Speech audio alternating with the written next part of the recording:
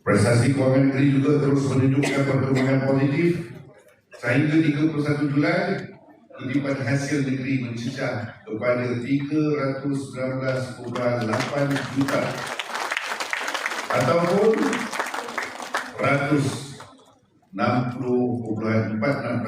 daripada kunjuran tahunan 528.9 juta.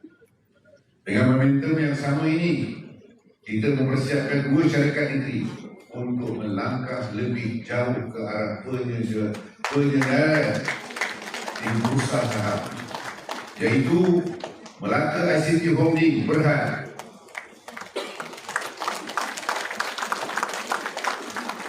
yang disasarkan seawal suku tahun pertama 2028 akan disedaraikan di bursa saham.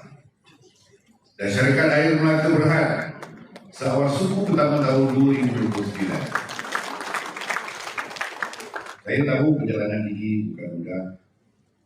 Sebab itu saya merakamkan syabas dan tanya pada seluruh warga Beach, Melaka ICT Holding Berhad dan syarikat air Melaka Berhad